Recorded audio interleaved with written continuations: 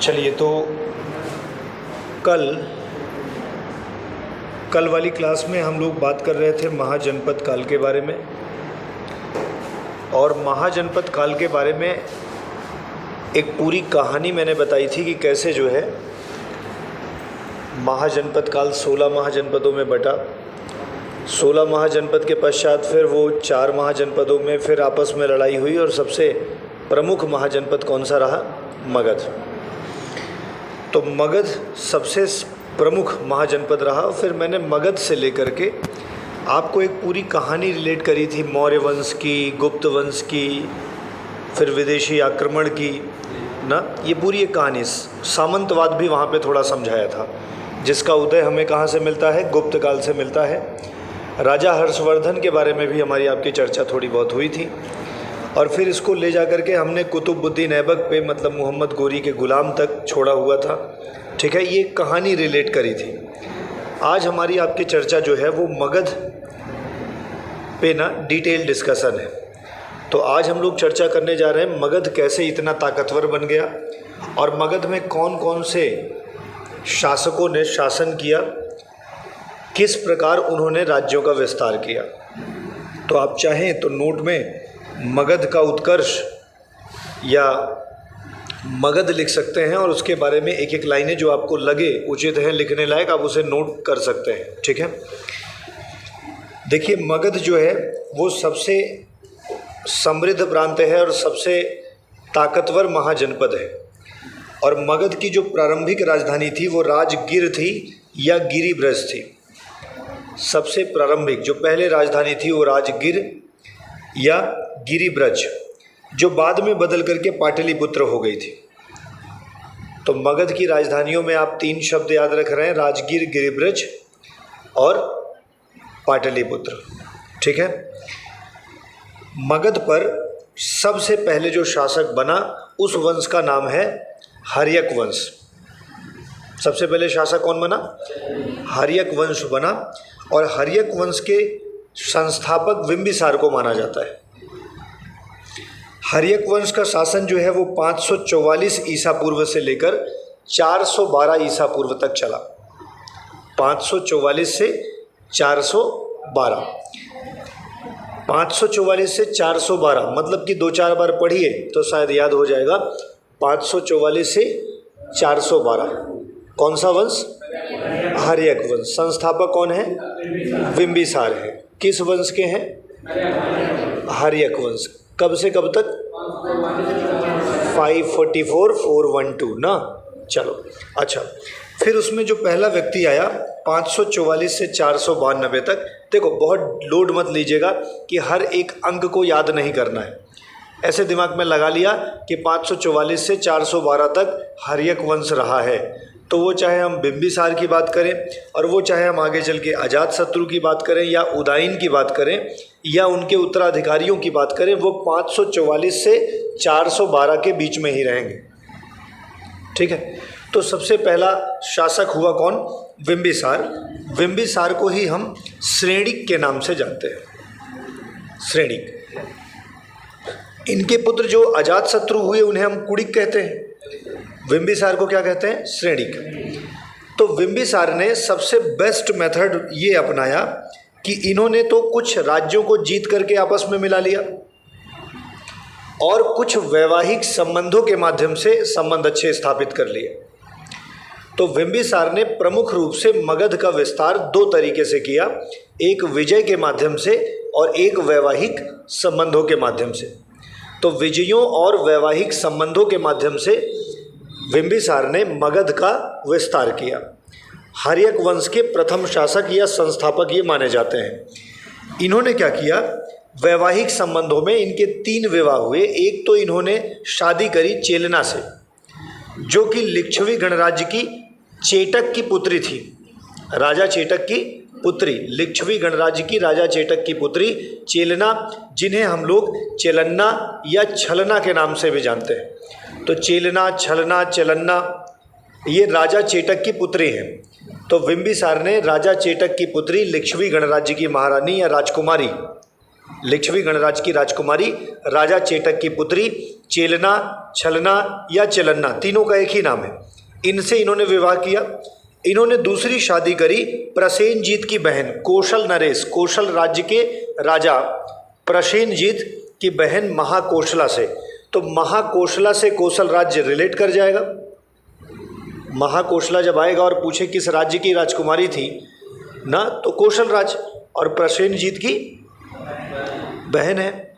ठीक है, यहीं से थोड़ा सा आगे अभी रिलेट हो जाएगा कि प्रसेनजीत की पुत्री से विवाह अजातशत्रु, प्रसेनजीत की बहन से विवाह बिंबिसार का हुआ और प्रसेनजीत की पुत्री का विवाह आगे चल के बिंबिसार के पुत्र अजातशत्रु के साथ होगा।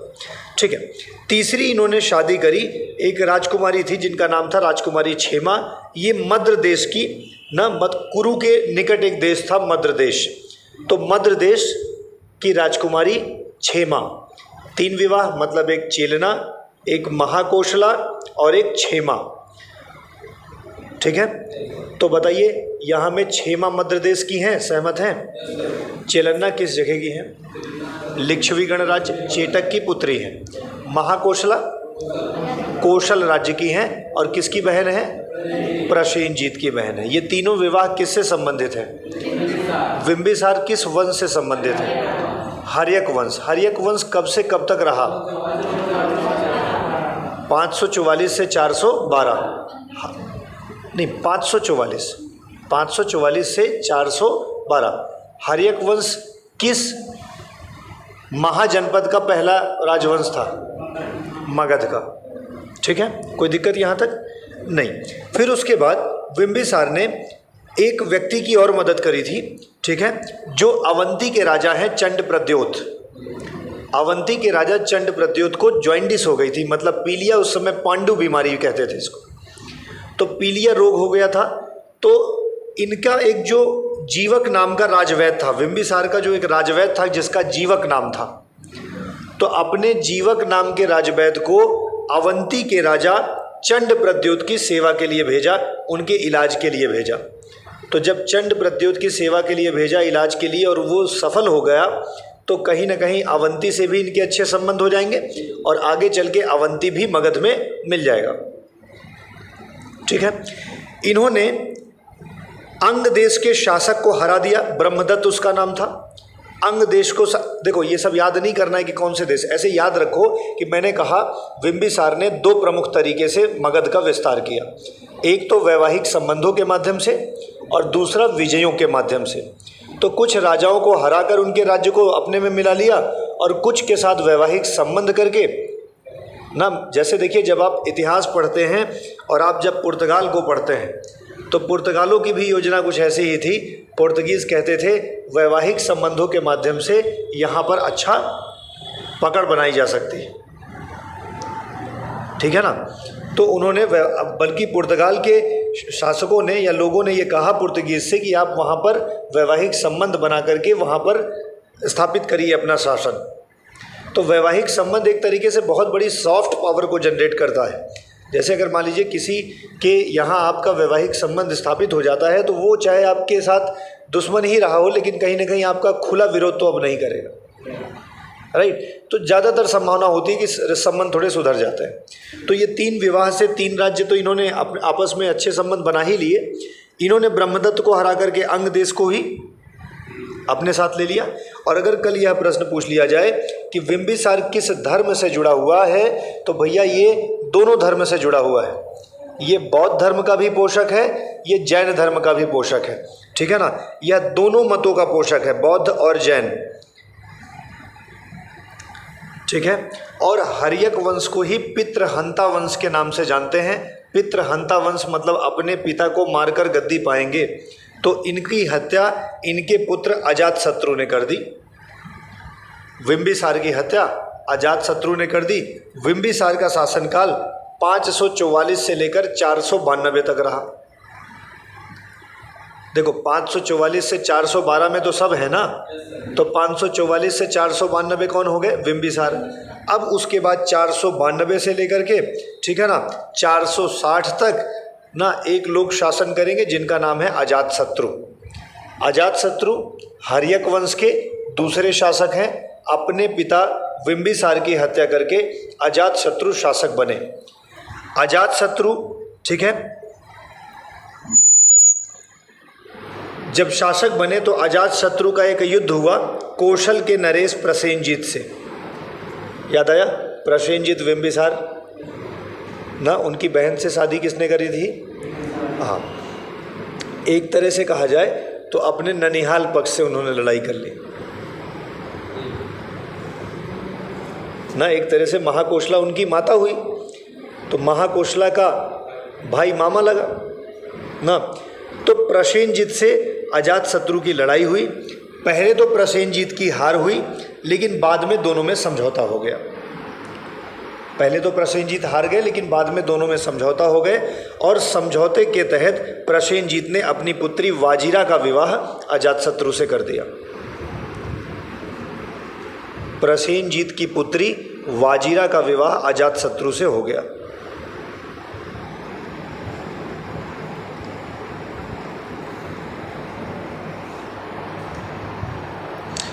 अजातशत्रु जो है ये और भी युद्ध लड़ता है, जैसे वज्जी महाजनपद से इसका युद्ध होता है। इसके साथ साथ ये लिच्छवियों से भी युद्ध करता है, काशी और वैशाली प्रांत को भी हराता है। आपको अगर 16 महाजनपद याद हैं तो जैसे काशी, कौशल, अंग, मगध, वज्जी, मल्ल, चेदि, वत्स, कुरु, पांचाल, मत्स्य, सुरसेन, अस्मक, अवंती, गांधार और कंबोज ना, ये 16 महाजनपद हैं। तो इनमें से लिच्छवियों को हराया, वज्जी को हराया, काशी और वैशाली को हराया, और इस प्रकार से अजातशत्रु ने भी मगध को बड़ा किया। अब आप इस बात को समझ पा रहे होंगे कि मगध को हारना नहीं है। रीज़न है कि मगध 3 ओर से अच्छे से घिरा हुआ है, एक तरफ जंगल, एक तरफ पर्वत, एक तरफ जल, और इसके कारण मगध पर आक्रमण करना आसान नहीं है। मगध की सेना बहुत ताकतवर है, हाथी हैं उसमें जो कि जंगलों से मुफ्त में पाए जाते हैं। तो मगध की सेना एक बहुत ताकतवर सेना है, और ताकतवर सेना होने की वजह से मगध से कोई लड़ाई नहीं करना चाहता है। समझ रहे? जब मगध को लड़ाई करना नहीं है, मगध पर कोई आक्रमण करेगा नहीं, तो मगध को हारना थोड़े है। मगध दिन ब दिन प्रोलिफरेट ही करेगा, मगध दिन ब दिन बढ़िया राज्य बनता ही चला जाएगा। बिंबिसार ने मगध को बढ़ाया, उनके पुत्र अजातशत्रु ने भी मगध को बढ़ाया ही। अजातशत्रु के बारे में अगर कहा जाए तो यह भी दोनों मतों का पोषक है, मतलब जैन और बौद्ध दोनों मतों का पोषक है ना। उसने अपने शासन के 8वें वर्ष ना, जब वो 8 वर्ष का शासन कर रहा था, उसके शासन के 8वें वर्ष ही बुद्ध की मृत्यु हुई थी, जिसे आप महापरिनिर्वाण कहते हैं। अगर कई बार यह प्रश्न पूछ ले कि बुद्ध की मृत्यु निम्नलिखित शासक में से किसके शासन काल के दौरान हुई थी, तो गौतम बुद्ध को महापरिनिर्वाण अजातशत्रु के ही समय में प्राप्त हुआ है।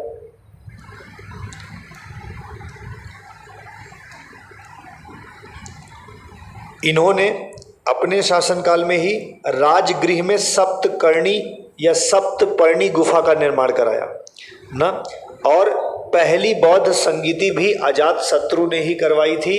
भैया रिलेट कर लो, गौतम बुद्ध जब महापरिनिर्वाण को प्राप्त हुए तो उनके जो शिष्य थे उनको यह लग रहा था कि नियमों को ना क्रमबद्ध कर लिया जाए, कैसे बौद्ध धर्म अब चलेगा, चूँकि गौतम बुद्ध तो रहे नहीं। तो उन्होंने बौद्ध संगीतियाँ करी, और 4 बौद्ध संगीतियाँ कुल मिलाकर के हुई। एक अजातशत्रु के समय में, दूसरा कालाशोक के समय में जो शुंग वो शिशुनाग वंश के व्यक्ति हैं, तीसरा अशोक के समय में, और चौथा कनिष्क के समय में ना। इस प्रकार से 4 बौद्ध संगीतियाँ हुई, और चारों बौद्ध संगीतियों के बाद सुत्त पिटक, विनय पिटक और अभिधम्ब पिटक जो है वो बनाया गया। बहुत प्रयास किया गया कि बौद्ध धर्म बटे ना, बौद्ध धर्म एक ही रह जाए, लेकिन जब जब नायक नहीं रहता है, उसका मुखिया नहीं रहता है, तो कहीं ना कहीं चीज़ें अच्छी चल नहीं पाती हैं। ठीक है, और यही कारण हुआ कि गौतम बुद्ध की मृत्यु के बाद बौद्ध धर्म ना फिर नियम कानून उसके बनाए गए। लेकिन आगे और देखा जाए तो बौद्ध धर्म 2 भागों में बट गया। एक हीनयान और एक महायान। कुछ लोग ऐसे थे जो गौतम बुद्ध की ही शिक्षाओं पर चलना चाहते थे। गौतम बुद्ध अपने आप को भगवान नहीं मानते थे। गौतम बुद्ध को महापुरुष माना जाता था। ऐसे लोग जो गौतम बुद्ध को भगवान नहीं मानते हैं, महापुरुष मानते हैं, उनके सिद्धांत पे चलते हैं, जैसे गौतम बुद्ध कहते थे वैसे ही चलते थे, उन्हें कहा गया हीनयान। और हीनयान को कहा जाता है छोटी वैसल, लघु वैसल, छोटी जहाज, पुरानी जहाज। कुछ लोगों ने कहा कि नहीं, गौतम बुद्ध भगवान थे और उनकी मूर्ति पूजा प्रारंभ कर दी जाए। तो गौतम बुद्ध की कुछ लोग मूर्ति पूजा करने लगे। गौतम बुद्ध को सुंदर बनाया, गौतम बुद्ध के ऊपर जूड़ा गांधार शैली में बनाया, गौतम बुद्ध की कई मुद्राएं, पृथ्वी स्पर्श मुद्रा, चक्र मुद्रा, अभयदान मुद्रा, ना ऐसे करके बहुत सारे अलग अलग चित्र बना करके उनकी पूजा प्रारंभ कर दी। समझ रहे हैं? तो इसको कहा जाता है ग्रेट वेसल, महायान। तो जो गौतम बुद्ध की पारंपरिक चीज़ों को मानते थे वो हीनयान के कहलाए, जो उसमें बदलाव कर दिए वो महायान कहलाए। बच्चों, इसी प्रकार से जब श्वेतांबर और दिगंबर जैन धर्म में बटा था ना, दो भाग में हुए थे ना, श्वेतांबर और दिगंबर, वैसे ही दो भागों में लगभग वो तो श्वेतांबर दिगंबर तो वस्त्र के आधार पर हो गए, और यहाँ पर हीनयान महायान परंपरा और पूजा पाठ के आधार पर हो गए। मूर्ति पूजा कौन करेंगे? महायान ना। और चीजें हैं, जैसे कि मान लीजिए पहले गौतम बुद्ध ने कहा था कि जो कोई साधु होगा ना वो बहुत शांतिपूर्ण जीवन जिएगा, बहुत नियंत्रण का जीवन जिएगा। लेकिन बाद में महायान वाले घर बना करके दान दक्षिणा लेने पर भी विश्वास करने लगेंगे, तो कुछ ना कुछ प्रथाओं में बदलाव हो जाएगा। ठीक है? जैसे अपना घर साधुओं का, मतलब जो भिक्षु होते थे उनका अपना घर नहीं होता था, वो हमेशा घूमते रहते थे। आराम की उनको वो नहीं था कि मतलब भोजन करने के बाद कहीं पर रुकते नहीं थे, वो नियम में था ये। लेकिन बाद में महायान के लोगों ने कहा कि अगर भोजन हो गया है और नींद लग रही है तो आराम कर लो ना। तो मठों में भी थोड़ी बहुत बदलाव आ गए ना। इस तरह से हीनयान महायान बौद्ध धर्म पढ़ेंगे तो उस पर चर्चा होगी। तो हम बात कर रहे थे कि सप्तपर्णी गुफा जो है वो किसने बनवाई? अजातशत्रु ने। गौतम बुद्ध की मृत्यु किसके शासनकाल में हुई? अजातशत्रु।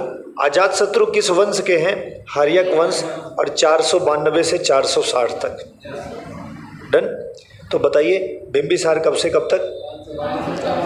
544 से 492, और 492 से 460 अजातशत्रु।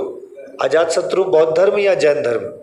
दोनों। अब इसके बाद इनके पुत्र हुए उदाइन, और चूंकि इन्होंने अपने पिताजी को मार करके सिंहासन लिया था तो इनके पुत्र उदाइन ने इनकी हत्या करके सिंहासन ले लिया, और उदाइन को ही उदयभद्र के नाम से जानते हैं। उदाइन को ही उदयभद्र। 460 ना, 460 ना, और 460 से लेकर 444 तक उदाइन रहे। उदाइन को ही उदयभद्र कहते हैं। ठीक है? इन्होंने पाटलिपुत्र नाम के शहर की स्थापना की थी। उदयभद्र ने पाटलिपुत्र, पाटलिपुत्र को ही कुसुमपुर नगर भी कहते थे।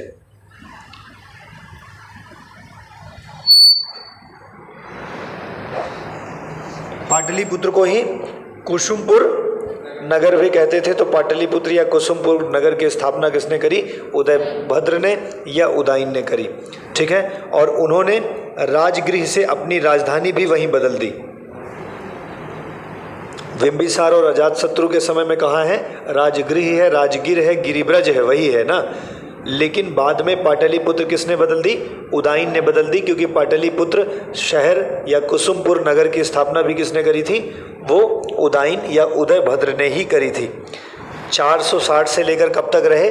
444 तक रहे, और इनकी हत्या छुरा भोग करके एक व्यक्ति ने कर दी। छुरा भोग करके इनकी हत्या उदाइन की कर दी गई। उदाइन के बाद उनके 3 पुत्र थे, अनिरुद्ध, मुंडक और नागदशक। अनिरुद्ध, मुंडक और नागदशक इनके 3 पुत्र थे। नागदशक जो था वो सबसे अंतिम व्यक्ति है हर्यक वंश का। हर्यक वंश का सबसे अंतिम शासक है नागदशक। अगर आप अनिरुद्ध भूल जाओ, आप मुंडक भूल जाओ तो भूल जाना, लेकिन कल कोई पूछ ले हर्यक वंश का सबसे अंतिम शासक कौन है तो वो नागदशक रहा। ठीक है, नागदशक का नाम पुराणों में और कथा कोश में मिलता भी है। तो अंतिम शासक कौन रहे? नागदशक रहे। और बाद में जनता गुस्सा गई, पितृहंता वंश को शासन से हटा दिया। जनता की नाराजगी की वजह से उसकी मदद लेकर के शिशुनाग नाम के एक व्यक्ति ने इनको पद से हटा दिया और खुद राजा बन बैठा। तो जनता के आक्रोश की मदद लेकर के एक नया वंश की स्थापना हो गई। उस नए वंश को हम शिशुनाग वंश कहते हैं, जिसकी स्थापना 412 ईस्वी में हुई और ये 344 ईसा पूर्व तक रहेगा। 412 ईसा पूर्व से 344 ईसा पूर्व तक। कुछ बातें कनेक्ट करिए। 544 से लेकर के 412 तक कौन रहा? हर्यक वंश। इसको भी रिलेट करें अगर तो बिंबिसार कहाँ से कहाँ तक रहा? 544 से 492, फिर 492 से 460 और 460 से 444 और 444 के बाद क्रम से शासन किए। अंतिम शासक कौन हुआ? हाँ, और 412 में नया वंश स्थापित हो गया जिसे आप बोलते हैं शिशुनाग वंश ना। और ये 412 से 344 तक चलेगा। क्लियर है? शिशुनाग के बारे में यही कहा जाता है कि भैया बचपन में इन्होंने, इनकी माता पिता ने छोड़ दिया, इनका पालन पोषण एक नाग के द्वारा किया गया, इसीलिए इन्होंने अपना नाम शिशुनाग रख लिया। और अपने से संबंधित वंश को कौन सा वंश कहा? शिशुनाग वंश कहा। कोई दिक्कत? तो सर शिशुनाग वंश जो है, शिशुनाग की सबसे बड़ी सफलता यही थी कि उन्होंने अवंती राज्य को जीत के कहाँ मिला दिया था? मगध में। शिशुनाग वंश में शिशुनाग की सबसे बड़ी उपलब्धता यही थी कि अवंती राज्य को जीत करके उन्होंने अपनी राजधानी में मिला लिया और इन्होंने अपनी राजधानी वैशाली बना दी थी। इन्होंने अपनी राजधानी किसको बना दिया था? वैशाली को स्थानांतरित कर दिया था। ठीक है, कुछ याद आया? राजगीर, गिरिव्रज से पहुंचा पाटलिपुत्र और पाटलिपुत्र से शिशुनाग ने उसे क्या कर दिया? वैशाली। फिर इनके पुत्र आए कौन? कालाशोक। और कालाशोक ने क्या कर दिया? फिर से पाटलिपुत्र। कालाशोक ने फिर से पाटलिपुत्र। जरा सा ध्यान दीजिए, उदयन ने राजगीर को पाटलिपुत्र बनाया, पाटलिपुत्र को वैशाली बनाया शिशुनाग ने, और फिर से कालाशोक ने वैशाली को पाटलिपुत्र बना दिया। डन? तो भाई कालाशोक, इन्हीं को काक वर्ण के नाम से जाना जाता है। 394 से लेकर के 366 तक।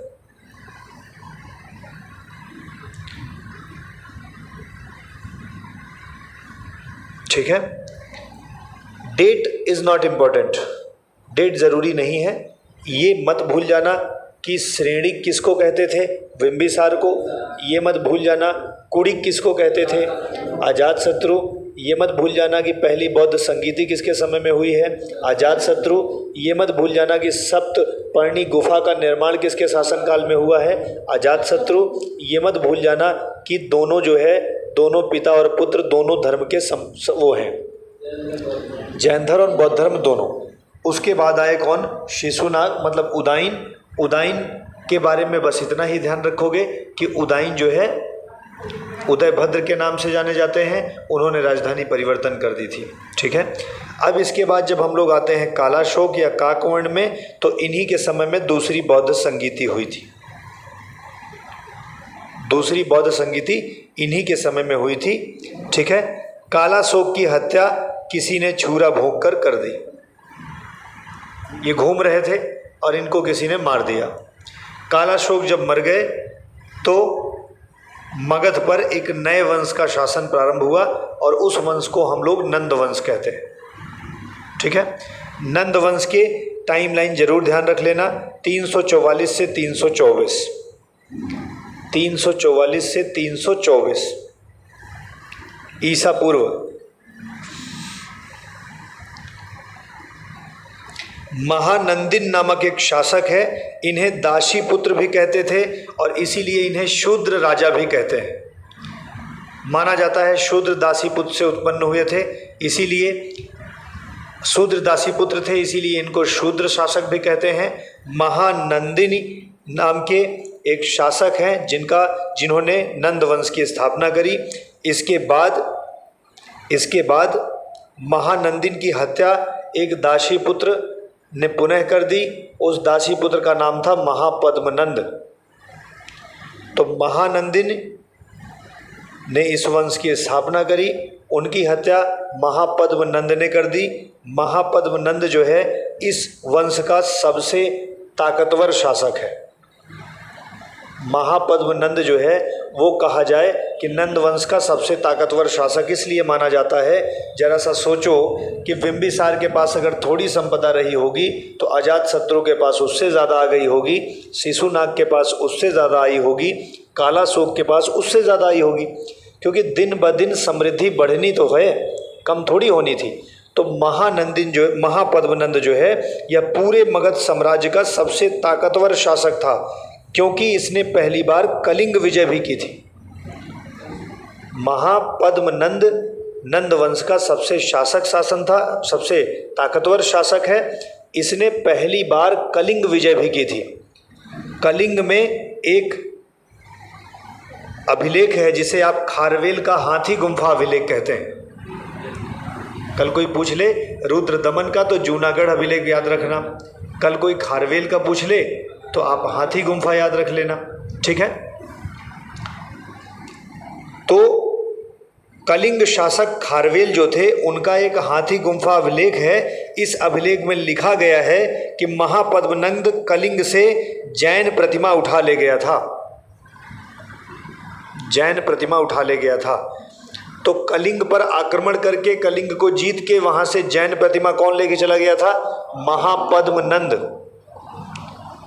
तो यह जो है बात मिलती है खारवेल के हाथी गुम्फा अभिलेख से। तो इससे पता लगा था कि महापद्मनंद में सच में जो है कलिंग विजय की थी। तो ये सबसे ताकतवर शासक माना जाता है। इसे पुराणों में एक छत्र या एकराट शासक भी कहा गया है। पुराणों में एक छत्र या एकराट शासक महापद्मनंद को ही कहा गया है, नंद वंश के, ठीक है। और महापद्मनंद के बाद इस वंश का शासक आया किसके पास?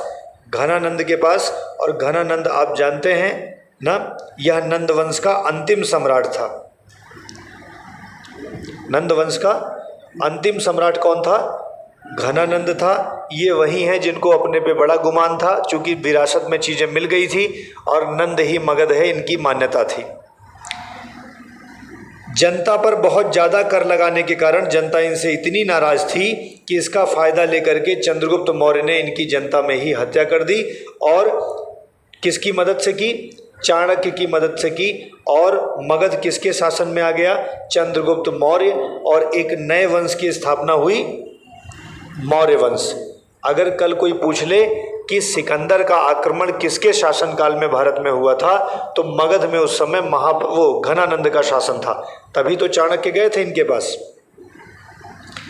कल कोई पूछ ले नंद वंश या नंद शासक किस मत को मानते थे, तो नंद शासक जैन मत को मानते थे। आप महापद्मनंद के जैन मूर्ति को लाने से समझ नहीं गए क्या? जैन मूर्ति उठा लाया था, इसका मतलब उसके मन में उसके प्रति श्रद्धा थी, ठीक है। तो ये जैन मत के पोषक थे, ठीक है। और घनानंद के जो मंत्री थे, अमात्य थे, उनका नाम स्थूलभद्र था। स्थूलभद्र कौन है? अमात्य हैं किसके? घनानंद के, ठीक है। उपवर्ष, वररुचि, कात्यायन, ये भी विद्वान घनानंद के समय के ही हैं, ठीक है। चाणक्य नाराज होकर के एक नए शासन की स्थापना कर देते हैं, और वो कौन से हैं? मौर्य वंश। मौर्य वंश की स्थापना कि पहले कुछ विदेशी आक्रमण भी हुआ है, जैसे ईरानियों का आक्रमण या हखामनियों का आक्रमण एक है, उसके बाद सिकंदर का भारत में आक्रमण न और इसका प्रभाव। तो कल मैंने आपको सिकंदर की काफ़ी बातें बताई और समझाई थी। ठीक है, हम अभी आपसे अगली क्लास में इस बात पे चर्चा ज़रूर करेंगे कि 16 महाजनपद की राजधानियाँ कौन कौन सी थी, क्योंकि 16 महाजनपद की राजधानियों से प्रश्न पूछे जाते हैं। लेकिन अगर हम लोग बात करें कि जैसे ही हमारे पास तीन के तीनों शासक का डिटेल ख़त्म हो जाता है तो बात बनती है कि रिवीजन हो जाना चाहिए। तो बिंबिसार किस वंश से है? बिंबिसार ने अपने साम्राज्य को कैसे बढ़ावा दिया? विजय और वैवाहिक संबंध। कितने विवाह? महाकोशला कहाँ की थी? किसकी बहन थी? प्रसेनजीत कौशल नरेश है। और क्षेमा कहाँ की थी? मध्य देश की थी। और चिलना, चिलन्ना और छलना लिच्छवी गणराज्य की थी, चेटक की पुत्री। क्लियर हुआ? बिंबिसार के बाद अजातशत्रु आए। बिंबिसार को श्रेणिक कहा गया, अजातशत्रु को कुड़िक कहा गया। अजातशत्रु के समय की कुछ प्रमुख बातें बताएंगे क्या? सप्तपर्णी गुफा, पहली बौद्ध संगीति। ठीक है, बस 2 प्रमुख बातें ध्यान रखेंगे। उसके बाद उदाइन। उदाइन के समय की एक प्रमुख बात बताइए, पाटलिपुत्र को राजधानी बनाना। उदाइन की हत्या के बाद उसके 3 पुत्र थे। तीनों पुत्र में अंतिम शासक कौन रहा? नागदशक। और नागदशक के बाद जनता ने हर्यक वंश को हटा दिया और शिशुनाग वंश को स्थापित किया। शिशुनाग वंश की स्थापना, जिसे आप कब से कब तक 412 से 344 कहते हैं, इसमें 2 प्रमुख शासक हैं, एक शिशुनाग और एक कालाशोक। शिशुनाग के बारे में बहुत बड़ी बड़ी बातें करने की कोई ज़रूरत नहीं है, कुछ प्रमुख नहीं है, बस स्थापक हैं, ये ध्यान रखिएगा। कालाशोक में ध्यान रखिएगा दूसरी बौद्ध संगीति का आयोजन। कालाशोक के बाद आपके पास तीसरा वंश नंद आ जाता है, जहाँ महानंदिन याद हो जाते हैं। महानंदिन के बाद महापद्मनंद आ जाते हैं। महापद्मनंद के बाद घनानंद आ जाते हैं। सबसे ताकतवर कौन होते हैं? महापद्मनंद, जिन्हें एक राठ न या एक छत्र के नाम से भी जाना जाता है। घनानंद आए। घनानंद के समय में ही सिकंदर का आक्रमण हुआ था और चाणक्य इनसे नाराज हो गए थे। बहुत ज़्यादा ये कर लगा दिए थे तो जनता गुस्सा हो गई थी। फ़ायदा लेकर के चंद्रगुप्त मौर्य ने इनकी हत्या कर दी और एक नए वंश की स्थापना कर दी। यहाँ तक की बातें क्लियर हुई कि नहीं? अब सर थोड़ी सी आज चर्चा हम सिकंदर के बारे में कर लेते हैं और सिकंदर के बाद ही आज की कहानी को रोक दिया जाएगा। सिकंदर जो यूनान के मकदूनिया प्रांत का निवासी है। कहाँ का है? यूनान के मकदूनिया प्रांत का निवासी है और यह भारत पर 326 ईसा पूर्व में आया था, आक्रमण किया था। भारत में इसने आक्रमण 326 ईसा पूर्व किया, लेकिन व्यास नदी के आगे नहीं बढ़ सका। झेलम और ब्यास के बीच में इन्होंने पोरस से युद्ध किया, लेकिन ब्यास नदी को पार करने से इसकी सेना ने मना कर दिया, इसीलिए भारत में इसका प्रवेश नहीं हो पाया और इसीलिए वो आगे नहीं बढ़ सका। इस समय भारत में मगध पर शासक कौन था? घनानंद था। ठीक है, सिकंदर कुल 19 महीने भारत रहा। फैक्ट ध्यान रखना, कभी कुछ भी पूछ ले, स्टेटमेंट ही दे दे, कथन दे दे, तो आपको याद रहना चाहिए 1 साल रहा, 2 साल रहा, 19 महीने रहा। ठीक है, और इसका एक युद्ध हुआ जो बहुत प्रमुख युद्ध में माना जाता है। सिकंदर को सबसे ज़्यादा विरोध झेलम के तट पर मिला और झेलम, जिसे आप वितस्ता के नाम से भी जानते हैं, तो झेलम का युद्ध या वितस्ता का युद्ध अगर कभी पूछ ले तो वो सिकंदर और किसके बीच में होगा? राजा पोरस के बीच में होगा। सिकंदर का सबसे सशक्त विद्रोह झेलम और चिनाब नदी के बीच ना राजा पोरस ने किया था। झेलम और चिनाब नदी के, आपको याद आ रहा होगा चिनाब, वो हड़प्पा सभ्यता पढ़ रहे हैं ना, तो कुछ याद सतलज याद आ रहा होगा, चिनाब याद आ रहा होगा ना, चिनाब से मांडा याद आ रहा होगा ना, कुछ याद आ रहा है? हाँ, चिनाब और उसके बीच में पोरस से हुआ था और पोरस जीत जाते, लेकिन कुछ तरीकों से उनकी आंख में तीर वीर लगने के कारण पोरस हार गए। सिकंदर भले जीत गया लेकिन उसने पोरस को मारा नहीं, पोरस को एक राजा की तरह व्यवहार किया और सिकंदर की सहायता किसने किसने करी थी? एक तो तक्षशिला के राजा आम्भी थे ना, जिसका राज्य सिंधु तथा झेलम नदियों के बीच फैला था। तो सिंधु, इंडस और झेलम के बीच के शासक आम्भी ने इनकी खूब मदद की थी। और पोरस को हरा दिया है किसने? सिकंदर ने। ठीक है। आक्रमण जब हुआ तो बहुत प्रयास किया, लेकिन उसके बाद भी सेना आगे नहीं बढ़ी। कहा जाता है कि आक्रमण का कोई दूरगामी प्रभाव नहीं हुआ। दूरगामी प्रभाव तब होता जब सिकंदर भारत रहता। कहा जाता है, एक व्यक्ति हैं जिनका नाम है विंसेंट स्मिथ, वी स्मिथ ने कहा, सिकंदर आंधी की तरह आया और चला गया, आया चला गया। रहता तो कोई प्रभाव भी यूं ना नहीं पड़ता। जैसे मुगल रह गए तो मुगल स्थापत्य कला, मुगल आर्ट, लिटरेचर सब हमको पढ़ने को मिला ना। आंधी की तरह आया और चला गया। इसने कुछ नगरों की स्थापना की थी, जैसे कि एक नगर का नाम इन्होंने निकैया रखा था। निकैया, जिसका अर्थ है विजयनगर। तो निकैया नाम के शहर, और दूसरे शहर का नाम अपने प्रिय घोड़े बुकेफाल के नाम पर बनाया था। तो इसके प्रिय घोड़े का नाम बुकेफाल है। तो बुकेफाल और निकैया नामक दो शहर सिकंदर ने स्थापित किया था। उलूक शैली के सिक्के ढलवाए थे। उलूक शैली के सिक्के ढलवाए थे। 2 शहर की स्थापना की थी। ठीक है। इसके अतिरिक्त उसने एक सिकंदरिया नामक नगर की स्थापना की थी। काबुल और सिंध प्रांत में सिकंदरिया, अरे सिकंदर से सिकंदरिया याद कर लीजिएगा, निकैया मत भूलिएगा, बुकेफाल मत भूलिएगा। निकैया, बुकेफाल और सिकंदरिया। ठीक है। उसके साथ आने वाले लोगों में नियार्कस, आनेसिकटस और अरिस्टोबुल्स प्रमुख थे। नियार्कस को ध्यान रखिएगा। जब सिकंदर 19 महीने रहने के बाद सेना ने आगे बढ़ने से मना कर दिया तो सिकंदर को वापस लौटना पड़ा, और उसने जितने भी क्षेत्र को जीते थे उसको 4 भागों में 4 लोगों में बांट दिया। ज़रूरी है ध्यान रखना। नंबर 1, उन्होंने सिंध प्रांत को फिलिप को दे दिया। सिंध प्रांत का शासक फिलिप को दे दिया। और उसने दूसरा प्रांत जो दिया वो राजा आम्भी को दे दिया, आम्भी जिन्होंने मदद की थी। तीसरा जो प्रांत था पोरस को दे दिया। और चौथा जो था वो पिथोन को दे दिया। चारों शब्द को थोड़ा 4 बार पढ़ो। एक फिलिप है, एक आम्भी है, एक पिथोन है और एक पोरस है। Philip, Ambhi, Peithon, Porus. ये मत याद रखो कि उत्तर वाला भाग, दक्षिण वाला भाग, लेकिन ये ध्यान रखना कि सिकंदर ने अपनी पूरी विजित संपत्ति को 4 लोगों को दे दिया। सिकंदर ने सोचा थोड़ी था कि जाते वक्त बेबीलोन में उसकी हत्या, वो डेथ हो जाएगी।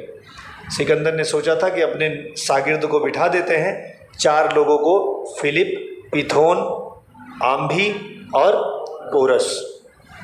फिर से बोलिए, फिलिप, पिथोन, आम्भी, पोर। क्या नियार्कस को दिया था क्या? नहीं। 4 लोगों में अपने पूरे राज्य को बांट दिया। और उसके बाद वापस लौटते समय उसने कहा हम पैदल जाएंगे मकरान तट से, और अपने एक दार्शनिक नियार्कस को कहा कि तुम जहाजी बेड़े पर बैठ करके समुद्री रास्ते से पहुंचो। ठीक है। लौटते समय जितने भी जगह पर वो मारपीट करके आया था उसका बहुत विरोध झेलना पड़ा। और विरोध के दौरान ही सबसे ज़्यादा विरोध तो मालवा और क्षुद्रक गणराज्य के संघों ने किया था। मालवा और क्षुद्रक संघ जो थे उसने सबसे ज़्यादा विरोध किया।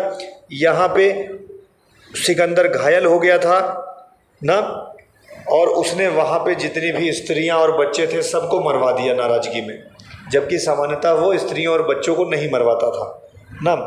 तो जब दोबारा लौटते वक्त उसको विरोध मिला और वो घायल हुआ तो वहाँ की समस्त स्त्रियों और बच्चों को क्या कहते हैं, मृत्यु के घाट उतार दिया गया। मालवा का युद्ध यही है। मालवा गणराज्य ने विरोध किया और सिकंदर वहाँ घायल हो गया।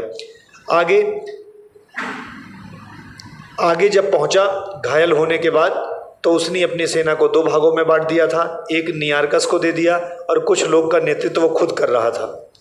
नियारकस जहाजी बेड़े को ध्यान देते हुए आगे बढ़ गया और सिकंदर जो है वो मकरान तट होते होते जा रहा था स्थल मार्ग से, लेकिन रास्ते में 323 ईसा पूर्व में सिकंदर की मृत्यु हो गई।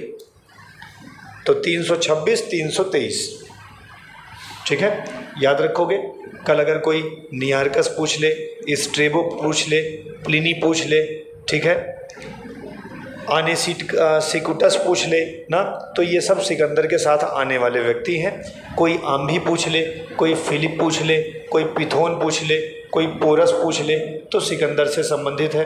कोई मकदूनिया पूछ ले, कोई मालवा का गणराज्य का युद्ध पूछ ले, कोई बेबीलोन पूछ ले, कोई यूनान पूछ ले, तो सिकंदर की बात कर रहे हैं। कोई 323 पूछ ले, 326 पूछ ले, तो सिकंदर की बात हो रही है।